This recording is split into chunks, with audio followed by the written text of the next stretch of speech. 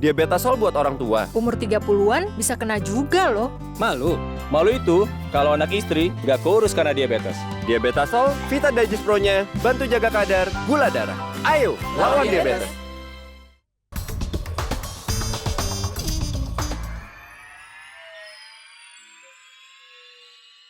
Dipersembahkan oleh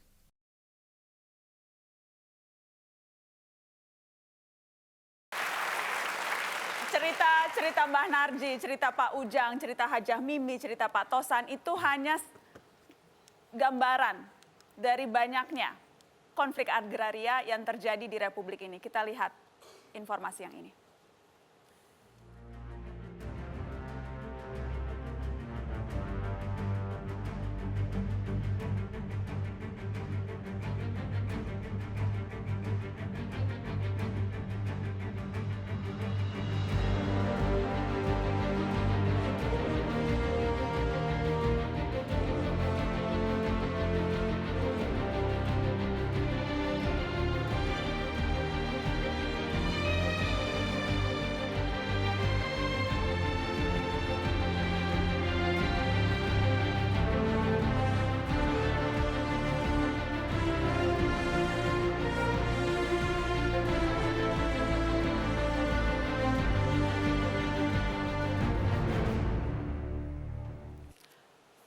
Dan juga sudah hadir di studio Metro TV, Sekjen Konsorsium Pembaruan Agraria KPA, Dewi Kartika. Mbak Dewi, selamat malam. Terima kasih sudah hadir. Terima kasih atas data-data yang telah diberikan untuk Mata Najwa. Apa catatan Anda terhadap 4 kasus yang malam ini kita dengarkan ceritanya dan bagaimana itu menggambarkan betapa peliknya persoalan tanah di negeri ini? Iya, betul Mbak Najwa. Jadi 4 kasus ini adalah segelintir atau sedikit sekali dari sekian ribu konflik agraria yang terjadi di Indonesia.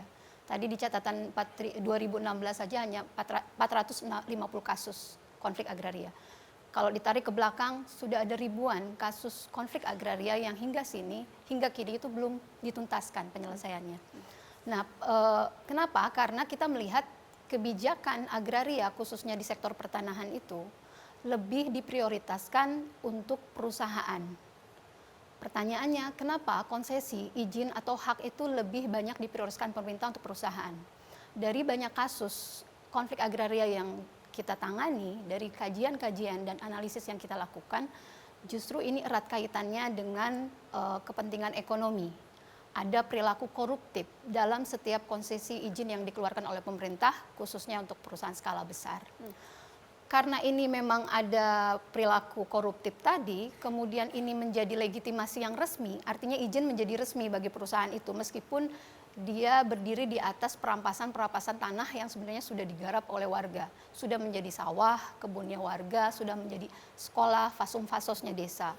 Dalam kasus-kasus yang tadi kita lihat, Mbak, kemudian masuk penjara, ada yang salim kancil sampai kemudian akhirnya tewas. Ini metode-metode yang kerap menimpa mereka-mereka yang berjuang untuk melawan ketidakadilan ini? Iya, betul. Jadi mayoritas konflik agraria pasti akan timbul korban. Dari banyak kasus, ya tentu korban tewas sangat disayangkan. Di banyak konflik agraria sering jatuh korban. Kemudian kriminalisasi. Kenapa kriminalisasi bisa dilakukan oleh aparat kepolisian, termasuk bahkan tentara, sering masuk dalam lokasi-lokasi konflik agraria. Karena memang ini dilegitimasi oleh kebijakan yang secara resmi dikeluarkan oleh pejabat-pejabat publik. Misalnya Bupati mengeluarkan izin lokasi tambang, kemudian izin HGU untuk perkebunan. Nah, ini kemudian menjadi legitimasi perusahaan dan pemerintah bisa memanggil aparat untuk mengamankan konsesi-konsesi tersebut. Jadi akhirnya negara menggunakan alat negara untuk menekan warga negara. Jadinya vis-a-vis polisi, vis-a-vis dengan warga, kemudian dengan mudah mereka mengkriminalkan. Sangat disayangkan, jadi penyelesaian konflik agraria itu tidak ada yang pernah benar-benar tuntas sejauh ini. Dan padahal seharusnya akhirnya kemudian aksi-aksi yang dilakukan akhirnya diterjemahkan menjadi aksi anarkis atau kemudian dilihat sebagai aksi yang dengan kekerasan karena pintu-pintu jalur formalnya semuanya tertutup. Sudah tertutup. Dan kebanyakan konflik agraria juga bisa berkembang meluas. Misalnya diarahkan menjadi konflik vis-a-vis antara misalnya kalau di Selok Awar-Awar antara masyarakat yang pro tambang dengan yang anti tambang. KPA terus sejak awal, sejak dulu, sejak lama sekali terus mengawal kasus-kasus ini. Ya, kita sudah kurang lebih 22 tahun mendampingi kasus-kasus konflik agraria yang utamanya memang dihadapi oleh petani, masyarakat adat, nelayan, masyarakat pedalaman yang selama ini memang tanahnya terampas, tanahnya digusur, dan itu mayoritas adalah ada faktor misalnya berbagai alasan investasi, atas nama pembangunan, konservasi, izin tambang dan sebagainya. Jadi berjuang bersama kawan-kawan untuk Betul. itu. Terima kasih Mbak Dewi sudah hadir. Saya ingin minta penutup dari Mbah Narji dan juga dari Pak Ujang. Apa harapan Anda terakhir Mbah Narji? Harapan saya Mbak Nana, pertama polisi harus bersikap adil. Jadi kalau harapan kami, jangan hanya laporan dari PTP sendiri yang dilayani, tapi laporan masyarakat juga harus dilayani. Ini contoh. Kalau ada tanaman karet 1 batang saja yang ditebang oleh petani karena sudah akhir, dikriminalisasi. Sedangkan kalau PTP merusak tanaman petani justru dikawal oleh polisi. Itu saya tidak bisa menerima. Dan hentikan kriminalisasi. Karena saya berpikiran Mbak, saya yang hidup di Jawa Tengah, yang dekat dengan Jakarta, dengan pusat pemerintahan, itu saja kami berjuang bisa dikriminalisasi sekeras itu. Apalagi saudara-saudara kita yang di pelosok, yang jauh dari Jakarta, jauh dari jangkauan kawan-kawan untuk mendampingi. Saya prihatin dengan nasib itu. Saya mengajak kepada saudara-saudaraku semua, dari Sabang sampai Merauke yang berjuang saat ini, yang ada masalah pertanahan, kalau memang nanti sudah ditayangkan melihat acara Mata Najwa ini, semoga semangatnya bertambah. Ya. Jangan takut, penjara tidak menghentikan langkah pejuang sejati. Dan saya pulang dari penjara Mbak Nana. Saya pulang dari penjara tidak kurus, justru saya malah gemuk. Itu istri saya ada, anak yang kecil itu waktu saya masuk penjara itu anak saya baru kelas 2. Ya. Tapi katanya merasa bangga bapak menjadi di penjara bukan karena mengambil atau mencuri hak orang lain, tapi ini karena berjuang. Dan satu catatan Mbak, walaupun saya sampai masuk penjara, demi Allah, demi Rasulullah, saya tidak ikut minta tanah itu. Dari urutan 1 sampai 713, nama Sunardi Rekso Sudiro tidak ada. Jadi tidak ada untuk keuntungan pribadi? Oh, tidak ada Mbak. Semuanya tidak untuk ada. rakyat? Ya. Dan, baik. Ya, tidak ada. Terima kasih Mbah Narji. Pak Ujang, harapan Anda?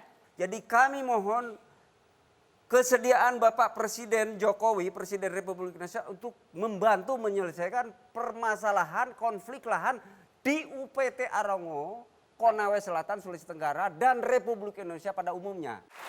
Terima kasih Pak Ujang sudah hadir di Mata Najwa. Mbak Narji, terima kasih. Terima kasih kepada seluruh yang hadir. Saya Najwa Shihab, selamat malam. Sampai jumpa.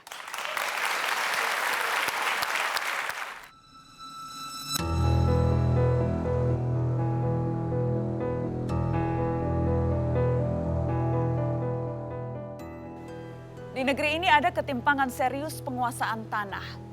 74% tanah dikuasai oleh 02 pengusaha. Ingat Salim Kancil tewas sadis tak terperi dan Tosan dianiaya, luka-lukanya saksi bahwa dia hampir mati. Sudah lama kita menginginkan reforma agraria, namun jalannya hingga kini masih tanda tanya. Konflik agraria dan perampasan lahan meningkat tajam, negara menjadi sponsor atau bersikap diam. Lihatlah Mimi, perempuan renta terdepan melawan, dia diteror dan dipenjara sebab membela tanah adat dari perusahaan. Tengok warga Sambirjo Sragen, bertahun-tahun memperjuangkan tanah dari PTPN. Saksikan Ujang dan warga transmigran di Konawe yang sengit, perih ditelantarkan negara yang mengutamakan perusahaan sawit. Alam dan lingkungan seharusnya modal sosial, jangan dieksploitasi sebagai komoditas transaksional. Demi kelangsungan hidup yang lestari, jangan biarkan warga berjuang dan mati di tanahnya sendiri. Redam semua marahmu, jangan sampai kau ditaklukkan dengan nafsumu sendiri. Tolong tahan emosimu, tak perlu diungkapkan dengan kekerasan dan cobalah hadapi dengan hati yang dingin.